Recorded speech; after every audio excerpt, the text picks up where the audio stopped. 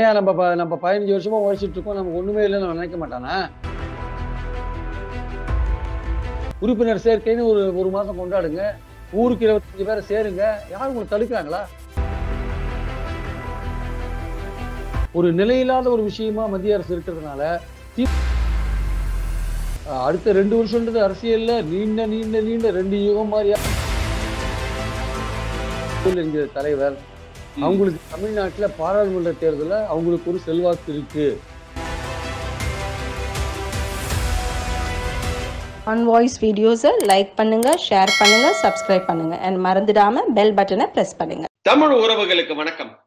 இன்று நம்மோடு இணைப்பில் இருப்பவர் top political analyst from Tamil Nadu mister Thuriyan அவர்கள். சார் வணக்கம், எப்படி இருக்கீங்க? வணக்கம், நல்லா இருக்கும் சார். சொல்லுங்க சார், எப்படி இருக்கீங்க? திமுக சைடு முப்பெரும் விழா நடத்தி இருக்கிறாங்க. 40க்கு 40 ஜெயிச்சிட்டாங்க. ஸோ இங்க இருக்கிற நம்ம எம்பிஸ் எல்லாமே வந்து அவங்களோட குரல் வந்து வலிமையா ஒலிக்கும் அப்படின்ற மாதிரி நம்மளோட சீஃப் மினிஸ்டர் மிஸ்டர் ஸ்டாலின் சொல்லியிருக்கிறாரு. எப்படி சார் பாக்குறீங்க? அவரோட 2026 கனவு 200+ நிறைவேறுன்ற மாதிரி நீங்க பாக்குறீங்களா, இல்லாட்டினா அது வந்து ஓவர் கான்பிடன்ஸ் அப்படின்ற மாதிரி பாக்குறீங்க? ஏன்னா அவங்க பர்சன்டேஜ் கம்மியா இருக்கு, ஆன்டி இன்கம்பன்சி பயங்கரமா இருக்கு. உங்க கருத்துக்கள் சார்? திமுகவுக்கு ஆன்டி இன்கம்பன்சி இருக்குன்றதை யாரும் மறுக்க முடியாது சார். திமுக வேணா பேசலாமே தவிர ஆன்டி இன்கம்பன்சி இருக்கு. அது போன வாட்டியோட 33% வந்து 6% குறைஞ்சிருக்குன்றது உண்மைதான், அது இல்லைன்னு சொல்ல வரல. அந்த 26%லயே வந்து மத்தவங்க ஓட்டுலாம் கலந்து இருக்கிறத பாக்குறோம். அதனால நம்ம சீரியஸா அதை எடுத்துக்க வேண்டாம் வச்சுக்கோங்க. அப்படி பார்க்கும் பொழுது வரப்போற எலெக்ஷன்ஸ்ல வந்து இன்னைக்கு இருக்கிற மாதிரியான சூழல் கண்டினியூ ஆச்சுன்னா திமுகவுக்கு வெற்றி வாய்ப்பு நிச்சயம். ஆனா ஒரு பலமான கூட்டணி அமைஞ்சிருத்து வச்சுக்கோங்க, அப்போ திமுக வந்து கொஞ்சம் டஃப்பான ஃபைட் கொடுக்க வேண்டிய அவசியம். கூட்டணின்றது நீங்க எதை சார் சொல்றீங்க? இப்ப வந்து அதிமுக, பாட்டாளி மக்கள் கட்சி, பிஜேபி, தேமுதிக எல்லாம் சேர்ந்து ஒரு கூட்டணி. இப்ப எப்படி இந்த ஏசி சண்முகம் எல்லாம் அந்த குரூப் எல்லாத்தையும் சேர்த்துட்டு அதோட தேமுதிக, பாமக, பாஜக சேர்த்துட்டு அதிமுக ஒரு கூட்டணி அமைச்சாங்கன்னா அது வலுவான கூட்டணியா இருக்கும்.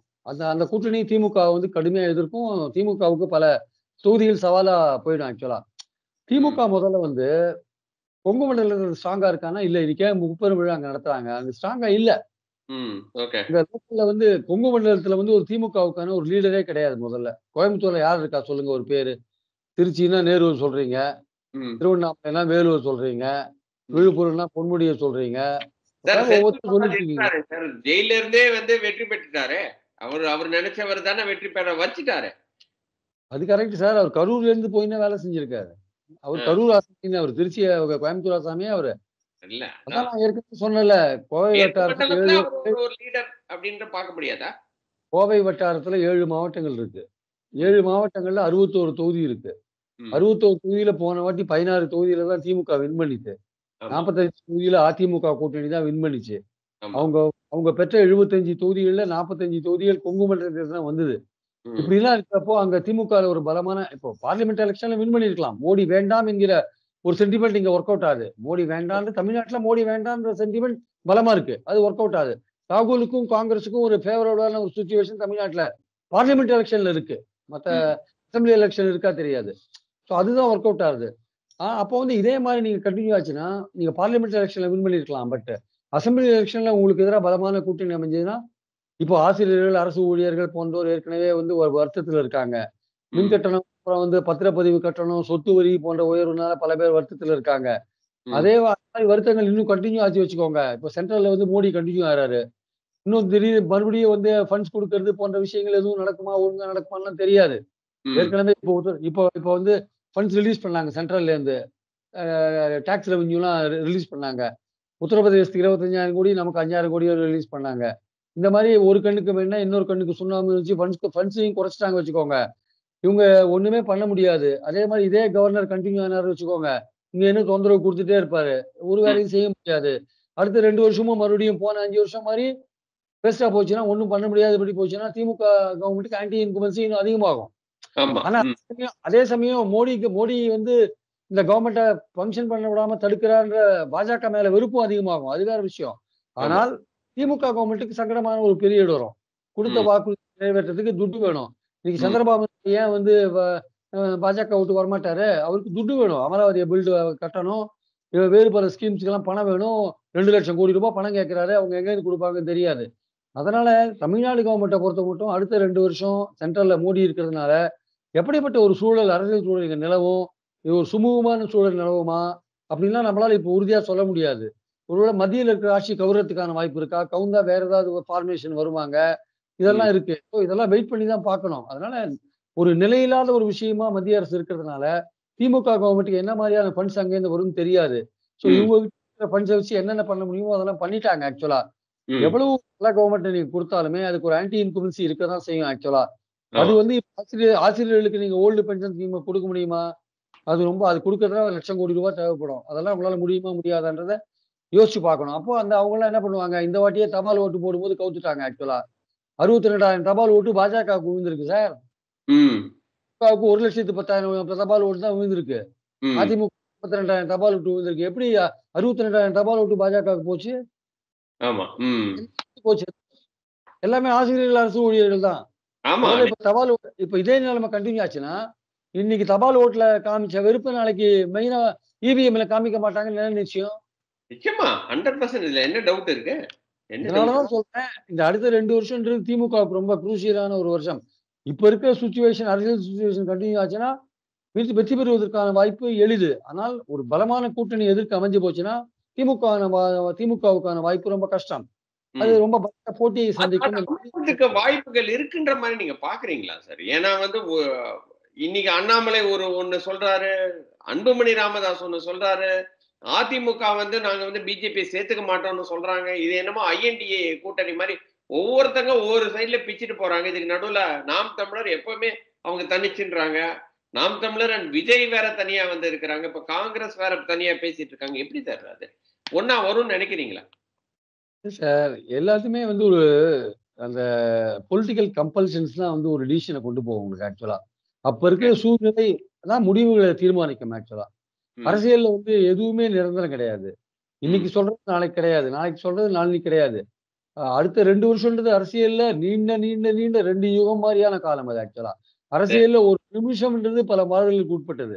இந்த ம். நம்ம பேசிட்டு இருக்கிற இந்த நேரத்துல ஏதோ ஒரு டெவலப்மென்ட் நடந்தா இந்தியாவே மாத்தி போடுற டெவலப்மென்ட்டா கூட இருக்கலாம். சொல்ல முடியாது. அதனால சரி. எது நடக்கும், எப்படி நடக்கும், எப்ப நடக்கும்னு சொல்ல முடியாது. 2 ம். வருஷம் கழிச்சு திமுகவுக்கு என்ன மாரி சிச்சுவேஷன் அவங்க ஃபேஸ் பண்ண போறாங்கன்றத இப்ப நம்ம ஊகிக்க முடியாது. சரி. ஆனா ஓகே. இன்னைக்கு இருக்கிற நிலைமையில இதே நிலைமை கன்டின்யூ ஆச்சுன்னா, திமுக வெற்றி பெறும் என்பதை உறுதியாக சொல்ல முடியும். ம். அன்னைக்கு என்ன நிலை மாறும் என்பதை நம்மால சொல்ல முடியாது. சரி. சோ, அதனால வந்து காட்சிகளும் மாறும், காலமும் மாறும். அப்படி ஒருவேளை மாறி இவங்க எல்லாரும் சேர்ந்து கொள்கையும் மாறும், எல்லாமே மாறும். ஆமா. எல்லாரும் சேர்ந்து வந்தாங்க அப்படின்னா, திமுகவுக்கு ஒரு அச்சுறுத்தலா இருக்கும். அப்படி இல்லன்னா வந்து நிச்சயமா வந்து அவங்க வந்து இப்போதைக்கு ஸ்டேட்டஸ் கோ இப்பவே பாருங்க விக்கிரவாண்டி எலக்ஷன்ஸே பாருங்க. பாமக கேண்டிடேட் இருக்காரு இல்லையா? இப்ப ம். அதிமுக ஓட்டோ, இல்ல பாஜக ஓட்டோ, தேமுதிக ஓட்டோ எல்லா ஓட்டுமே பாமகக்கு விழுது வச்சுக்கோங்க. ம். அது வந்து திமுகவுக்கு வந்து ஒரு டஃப் குடுக்குற மாரியான சிச்சுவேஷன கொண்டு போகும். கொண்டு போகும் அதுவே ஆக்சுவலா. வந்து அல்டிமேட் ஓரளவுக்கு பார்த்துடலாம். அல்டிமேட்டா திமுக தான் வின் பண்ணும்னு வச்சுக்கோங்க. ஆனா ஆமா. கொஞ்சம் எப்படி மோடி வாரணாசியில பயந்து போயிட்டாரோ முதல் 4 ரவுண்ட்ல, அந்த மாரி ஒரு பயத்த அந்த மாரி ஒரு பயத்த உண்டாக்குறதுக்கான வாய்ப்பு இருக்கு. நிச்சயமா சார். நம்ம வந்து அந்த டிஃபரன்ஸ் பார்த்தாலே நம்ம கண்டுபிடிச்சிடலாம். ஏன்னா வந்து அந்த ஒரு இடைத்தேர்தல்ன்னும்போது அது ஒரு ஒரு 5-7% வந்து நம்ம வந்து ஆளுங்கட்சிக்கு ஒரு அட்வான்டேஜ குடுத்துட்டு, அந்த அட்வான்டேஜ் இருக்கு. நேரோ கேப் வந்து நேரோ ஆயிடுச்சுனாலே வந்து நமக்கு தெரிய வந்துரும். ஓகே.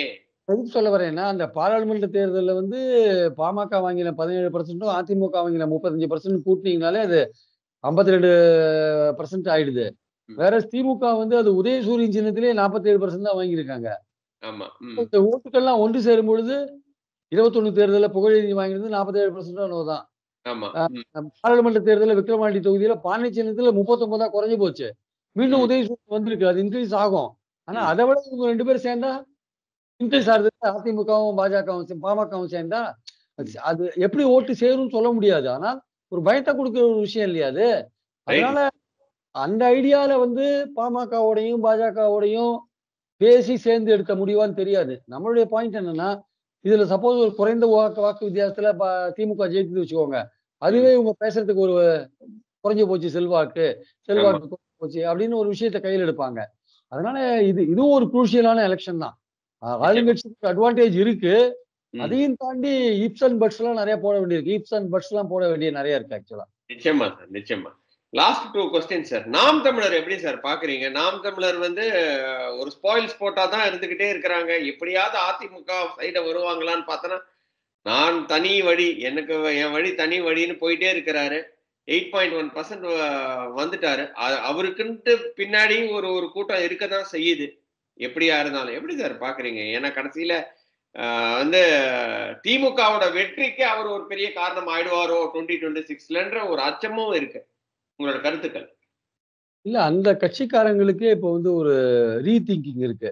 தனி கரெக்ட் கூட்டணி வேண்டாம், தனித்து தான் போட்டி கரெக்ட்டு. But how long? எவ்வளோ நாள் இது? ம். நீங்க குறைஞ்சபட்சம் 35% வாங்காத நீங்க தனியா வின் பண்ண போறதில்ல. ஆமா. நீங்க 8, 12, 16, 20ன்னு நீங்க இன்கிரீஸ் பண்ணி எத்தனை எலக்ஷன் காத்துட்டு இருப்பீங்க? ம். நீங்க ஏதாவது ஒரு வழியில உங்க ஆட்கள வந்து உள்ளாட்சியிலயோ அல்லது எம்.எல்.ஏவோ, அசெம்பிளிக்குள்ளேயோ, பார்லிமென்ட்க்குள்ளேயோ அனுப்ப வேண்டிய கட்டாயம் இருக்கு. அத எப்படி அனுப்ப போறீங்க? ரொம்ப நாள் வந்து அரசியல்ல இருக்கிறவங்க, ரொம்ப நாள் வந்து ஒரு வெறும் கையோடயே வேலை செய்ய மாட்டாங்க சார். அவனுக்கு ஏதாவது பலன் இருக்கணும் அதுல. ஆமா. ஒரு நிச்சயம். ம். ஏன்னா அது நியாயமான எதிர்பார்ப்பு கூட. ம். இவ்வளவு நாள் நினைக்கிறோம், நேத்து வந்தவன் டிஎம்கேல எம்.எல்.ஏ ஆயிட்டான், எம்பி ஆயிட்டான். நேத்து வந்தவன் ஏடிஎம்கேல எம்.எல்.ஏ ஆயிட்டான், எம்பி ஆயிட்டான். என்னய்யா நம்ம 15 வருஷமா உழைச்சிட்டு இருக்கோம். நமக்கு ஒண்ணுமே இல்லன்னு அவன் நினைக்க மாட்டானா? அப்போ நீங்க அதுக்கேத்த ஸ்ட்ராட்டஜி பண்ண வேண்டாமா? அப்போ உங்களுக்கு இருக்கிற ஒரே ஆப்ஷன் என்னன்னா, விஜயோட கூட்டணி வைக்கிறது தான். ம். அப்ப விஜயும் அவரும் வந்து ஒண்ணா சேர்றதுக்கு வாய்ப்புகள் இருக்கு அப்படின்னு பாக்குறீங்க. நெறைய இருக்கு. பேச்சுவார்த்தையே முடிஞ்சுடுச்சுன்னு ஒரு தரப்பு சொல்றாங்க. சார் அதுக்கு விஜய் ஒத்துப்பாரா சார்? விஜய் ஏன்னா வந்து ஏன் விஜயும் ஒருவேளை விஜயும் சீமானும் இருந்தா அது வின்னபிள் சிச்சுவேஷனுக்கு வரும்ன்ற மாதிரி நீங்க பாக்குறீங்களா? அதுக்கு வாய்ப்புகள் இருக்கா? அது வின்னபிளுக்கு வருமோ இல்லையோ, திமுகவுக்கு கடுமையான போட்டிய குடுக்கும். திமுகவுக்கு அது அதிமுகவுக்கு ஒருவேளை நல்லதா போகலாம். அதிமுகவோட அதிகமான வோட் பெர்சன்டேஜ் கூட வாங்கும் சொல்ல முடியாது. ஓ! அப்படி. ஓ! சரி, சரி, சரி. அவங்க அதனால 2வது பெரிய கட்சியா தமிழ்நாட்டுல வர்றதுக்கு வாய்ப்புகள் இருக்குன்னு பாக்குறீங்க. அதனால ஒரு 10 எம்.எல்.ஏக்கள் சட்டசபைக்கு போனாலும் ஆச்சரியப்படுறதுக்கு இல்ல. ஓகே. நிச்சயமா அதுக்கு வாய்ப்புகள் இருக்கு சார். அதுக்கு வாய்ப்புகள் நிச்சயமா நல்லாவே பிரகாசமாவே இருக்கு. விஜயும், சீமானும் தரப்பும் பேசி முடிச்சாச்சுன்றது தான் பாயிண்ட். அவங்களுக்குள்ள ஒரு அண்டர்ஸ்டாண்டிங் வந்தாச்சுன்றது தான் விஷயம். அது ம். தக்க சமயத்துல அவங்க வெளியிடுவாங்கன்னு சொல்றாங்க. Okay. Sir last and final question Selva Perunthagai எப்படி சார் பாக்குறீங்க? ஏன்னா வந்து செல்வ பெருந்தகை வந்து இன்னைக்கு வந்து அவங்களோட மாநாட்டுல அவர் பேசுறாரு. அவர் பேசுறதுக்கு மாநாட்டிலேயே அந்த மேடையிலேயே வச்சு அவரை வந்து எதிர்த்து பேசுறது வந்து சரியா இருக்குமா? அவர் ஒரு தலைவர். இன்னைக்கு வந்து நாமினேட்டட் தலைவரா இருந்தாலுமே வந்து அவரு அவரு அவர் சொல்றதும் தவறு கிடையாது இல்லையா? காங்கிரஸ வளர்த்தெடுக்கணும் அப்படின்னு அவர் நினைக்கிறாரு. அதுக்காக வந்து வாக் பண்ணணும்னு நினைக்கிறாரு. அவர் கட்சி தொண்டர்கள வந்து உத்வேகப்படுத்தணும்னு நினைக்கிறாரு. இ.வி.கே.எஸ். இளங்கோவனும், பீட்டர் அல்போன்ஸும் வந்து அப்படியே எதிர்மறையா பேசுறது வந்து எந்த வகையில சார் நியாயம்? எப்படி பார்க்குறீங்க?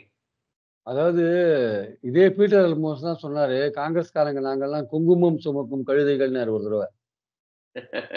அ, காங்கிரஸ் குங்குமம் சுமக்கும் கழுதைகள் நாங்கன்னாரு. அவரு அந்த காலத்துல அவரே வந்து காங்கிரஸ் தனியா போணும். தன்னால தோள்ல சும யார் தோள்லயும் போக்கூடாதுன்னு அவரே பேசினவர் தான். அ, அவருக்கு வயசாயிட்டதுனால சுகமான ஒரு சரி நம்ம இத திமுகவோட பயணம் பண்றது தோள்ல உட்கார்ந்து போறது பெட்டர்ன்னு அவர் நினைக்கிறாரோ என்னவோ! காங்கிரஸ் என்கிற கட்சி அல்லது ராகுல் என்கிற தலைவர், ம், அவங்களுக்கு தமிழ்நாட்டுல பாராளுமன்ற தேர்தல்ல அவங்களுக்கு ஒரு செல்வாக்கு இருக்கு. ம். இந்த செல்வாக்கு தான் திமுக கூட்டணிக்கு உதவியா இருக்கு. ஆமா. மாநில தேர்தல்ல மாநில தேர்தல்ல திமுக ஸ்டாலின் தலைமைக்கு ஒரு ஆதரவு இருக்கு. அத ம், நம்ம தெளிவா புரிஞ்சுக்கணும். ம். அப்போ இந்த மாரி சூழல்ல காங்கிரஸ்காரங்க தங்கள் கட்சியை வளர்ப்பதற்கான முயற்சிகள்ல இறங்குறதுல எந்த தப்பும் கிடையாது. ஆமா. அதுதானே செல்வ பெருந்தகை பண்ண ட்ரை பண்றாரு. இன்னைக்கு பிஜேபி அப்படித்தானே பண்ணி 11 யாரையும் வருஷத்துக்கு யாரையுமே வந்து நிக்கிறாங்களே. யாரையுமே சார்ந்திருக்க வேண்டாம். யாரையுமே சார்ந்திருக்க வேண்டாம்ன்னு சொல்றாரு. ம், அதுல ஒண்ணும் தப்பு இல்ல. அவங்க கட்சிய வளர்க்கறதுக்காக சொல்றாரு. ஆனா என்னன்னா, அந்த மேலிடமே அத விரும்பல. நீங்க அத ம். மாரி பேசாதீங்க. உடனே மறுநாள் அறிக்கை விடுறாரு. நான் சொன்னது தவறாக புரிந்து கொள்ளப்பட்டது. ஐயா ஒண்ணும் இல்லப்பா. நீ கரெக்ட்டா தான் சொன்ன. மேலிடம் உன்ன பிரஷர் பண்ணிடுச்சு. நீ இப்ப மாத்தி பேசுற. இதே மாரி தானே எல்லாருமே இப்ப ஆர்எஸ்எஸ்ல ஒரு தலைவர் பேசுறாரு. உங்களோட ம். திமிருக்கு வந்து 241 நிறுத்திட்டாரு ராமர்ன்னாரு. மறுநாள் என்ன பண்றாரு? நான் சொன்னது தவறாக புரிந்து கொள்ளப்பட்டது அப்படின்னு வேற மாரி சொல்றாரு. அது மாரி இப்ப செல்வ பிறந்தகையும் மாத்தி அடிக்கிறாரு. ஆனா அ, உண்மை என்னன்னா, ம், காங்கிரஸ் வந்து தன்னை சுய பரிசோதனை செய்து கொள்ள வேண்டிய காலகட்டம். ம், அது வளரணும். அது வளர்ந்தா தான் வந்து திமுகவுக்கும் மதவாத சக்திகளை எதிர்க்கிறதுக்கும் திமுகவுக்கு துணையா இருக்க முடியும். சும்மா ம், வந்து திமுக தோள்ல ஏறி பயணம் பண்றது, தேர்தல்ல வெற்றி பெறது மட்டுமே அரசியல் கிடையாது. ம், நீங்க உங்க கட்சிய வந்து வளருங்க. அது சத்தம் போடாத வளருங்க. இத ம், வெளிய பேசி வளர்க்கணும்னு அவசியம் இல்ல. ஏன்னா ம், திமுக கோச்சிக்கிறாங்கன்றீங்கல்ல. அதனால நீங்க எல்லா வேலையும் செய்யுங்க, எல்லா ஆக்டிவிட்டியும் பண்ணுங்க. பாத யாத்திரை போங்க, மண் சோறு சாப்பிடுங்க, இதுல பொருளுங்க, அங்க பிரதர்ஷனம் பண்ணுங்க, என்ன வேணா பண்ணுங்க, கட்சியை வளருங்க. ஆனா நீங்க சத்தத்தோட செய்யாதீங்க, சைலண்டா செய்யுங்க. உறுப்பினர் சேர்க்கைன்னு ஒரு மாசம் கொண்டாடுங்க, ஊருக்கு 25 பேரை சேருங்க. யாரும் உங்களை தடுக்கிறாங்களா? இன்னொருத்தர் தோல்ல சுருக்கணுமா, இன்னொருத்தர் அப்படிலாம் பேசாதீங்க. இந்த மாதிரி விஷயத்துல இறங்குங்க, இறங்கி வேலை செய்யுங்க. அடுத்த 2 வருஷத்துல நீங்க அப்படி சேர்த்தீங்கன்னா, நீங்க திமுகட்ட உங்க டிமாண்ட் அதிகமா வைக்கலாம். சீட்டுக்கான டிமாண்ட. அதனால ஏன்னா இப்படி சொல்றது வந்து திமுகவுக்கு ரொம்ப சங்கடமா இருக்குன்னு காங்கிரஸ்லயே சில பேர் நினைக்கிறாங்க. அது வந்து காங்கிரஸ்ல நினைக்கிறது வந்து தப்பு அவங்க நினைக்கிறாங்க. சரி, அது கொஞ்சம் மாத்தி ஸ்ட்ராட்டஜிய கொஞ்சம் மாத்துங்க. ஸ்ட்ராட்டஜிய மாத்தி என்ன பண்ணுங்க, ஒரு மாசத்துக்கு ஒரு தடவை ஏதாவது போறதுக்கு வாய்ப்பு இருக்கா? அந்த மாதிரியும் ஒரு ஸ்ட்ராட்டஜி பேசிட்டு இருக்காங்களே. செல்வ பெருந்தகை வந்து அதிமுகவோட போகணும்னு நினைக்கிறாரு. அதிமுக வந்து காங்கிரஸ் இழுத்துருவாங்க. 2026ல பாருங்க, அது வந்து அந்த மாறும். டிஎம்கே அலையன்ஸ்ல இருந்து விட்டுருவாங்கன்றாங்க. அதுக்கு எனக்கு வந்து நம்பிக்கை இல்ல. உங்களுக்கு எப்படி சார் பாக்குறீங்க? சார், இந்த தேர்தல்லயே காங்கிரஸுக்கு நாங்க கசப்பு மருந்து வச்சிருக்கோன்ட்டு, ஏதோ கசப்பு மருந்து வச்சிருக்கோன்ட்டு வைகை விஜயன் சொன்னாரு. காங்கிரஸ் என்னைக்குமே வராது சார். அது வந்து திமுக ஸ்டாலினுக்கும், ராகுல் காந்திக்கும் ஒரு நல்ல ஒரு ராப்போ இருக்கு. ராகுல் காந்திய வந்து ராகுல் காந்தி ஸ்டாலின் என் பிரதர்ன்னு சொல்றாரு அவரு. I never call anybody as brother. I am calling Stalin as brother அப்படின்னு, மை பிரதர் அப்படின்றாரு அவரு. அவங்களுக்கு நல்ல உறவு இருக்கு. திமுக பாஜகவை எதிர்க்கிறதுல ஒரு ஒற்றுமை இருக்கு. அதனால ஆனா அதே சமயம் காங்கிரஸ் கட்சியை தமிழ்நாட்டுல வளர்க்க வேண்டிய கடமையும் காங்கிரஸ் ஹைகமாண்டுக்கு இருக்கு. இங்க இருக்கிற தலைமைக்கு சுதந்திரம் கொடுக்கணும் ஆக்சுவலா. சோ அதனால வந்து திமுகவுக்கும் பிரச்சனை இல்லாம என்ன பண்ணலாம்னா, நீங்க மாதம் மாதம் ஒரு ப்ரோக்ராம் போடுங்க. இந்த மாதம் வந்து இந்த டிஸ்ட்ரிக்ட்ல வந்து ஒவ்வொரு கிராமத்துக்கும் செல்வ பெருந்தகை போயிட்டு மக்கள் குறைகளை கேட்பாரு. இல்ல அடுத்த மாதம் வந்து இந்த மாவட்டத்துல உறுப்பினர் சேர்க்கை மாவட்டம். இதுக்கு அடுத்த மாவட்டத்துல வந்து காங்கிரஸ் கட்சியோட கொள்கை திட்டங்கள் எதிர்காலத்துக்கு தமிழ்நாட்டுக்கு என்ன வச்சிருக்கோம். இப்படி நீங்க உங்க திட்டங்கள் அஜெண்டாவை போட்டு நீங்க வேலை செஞ்சீங்கன்னா, மக்கள்கிட்ட நீங்க நெருங்கி டெய்லி போயிட்டே இருந்தீங்கன்னா, காங்கிரஸுக்கான ஒரு ஓட் பேங்க் தானா உருவாகும். அதுதான். ஏன்னா இன்னைக்கு தமிழ்நாட்டுல இருக்கிற ஒரு கணிசமான சொல்ல மாட்டேன், பல பேர் வந்து தேசிய கட்சிகளுக்கு ஓட்டு போடணும்னு ஆசைப்படுறாங்க. தேசிய கட்சிகளுக்கு. அவங்க நினைக்கிறாங்க, இந்த காங்கிரஸ் ரொம்ப திமுக அடிமையா இருக்கு. அதனால நம்ம பாஜகவுக்கு போடலாம்னு ஒரு 2-3% அப்படிப்பட்டவங்க பாஜகவுக்கு போடுறாங்க. இவங்க மட்டும் காங்கிரஸ் மட்டும் கொஞ்சம் நியாயமான ஒரு எதிர்க்கட்சியா செயலாற்றினால், தேர்தல் போது நீங்க கூட்டணியா வச்சுக்கோங்க. நியாயமான ஒரு எதிர்க்கட்சியா செயலாற்றினால், இல்ல கூட்டணி கட்சியாவே கூட இருங்க. ஆனா ஒரு அடிமையா இருக்க வேண்டிய அவசியம் இல்ல. செயலாற்றினால் ஒரு மக்கள் போராட்டம் அல்லது ஆட்சியில ஏதாவது குறைகள் இருந்தா சொல்றது, இந்த மாதிரி இருந்ததுன்னா, அந்த தேசிய கட்சிகளுக்கு ஓட்டு போடுற அந்த குரூப் இருக்கு இல்லையா? அதோட ஓட்டு கொஞ்சம் காங்கிரஸுக்கும் வரும் ஆக்சுவலா. சோ அந்த மாதிரி விஷயங்கள வந்து செல்வ பெருந்தகை வந்து ட்ரை பண்ணணும். சத்தம் போடாதீங்க. அண்ணாமலை மாதிரி சத்தம் போட வேண்டாம். சத்தம் போட்டு அண்ணாமலைட்ட சத்தம் இருக்கு, சங்கதி கிடையாது. நீங்க சத்தமே போடாதீங்க. சத்தம் இல்லாத கப்சிப்னு கட்சியை வளர்க்கறதுக்கான முயற்சிகள் இறங்க. அதுதான் நீங்க பண்ணக்கூடிய ஒரே காரியம். ரொம்ப ரொம்ப நன்றி சார். நம்மளோட கொஸ்டின்ஸ் எல்லாம் ஆன்சர் பண்ணதுக்கு ரொம்ப நல்லா இருந்துச்சு இன்டர்வியூ. இன்னொரு வீடியோவில் சந்திக்கிறேன். அதுவரை நன்றி. வணக்கம் சார். வணக்கம் சார். ஆன் வாய்ஸ் வீடியோஸை லைக் பண்ணுங்க, ஷேர் பண்ணுங்க, சப்ஸ்கிரைப் பண்ணுங்க. அண்ட் மறந்துடாம பெல் பட்டனை பிரஸ் பண்ணுங்க.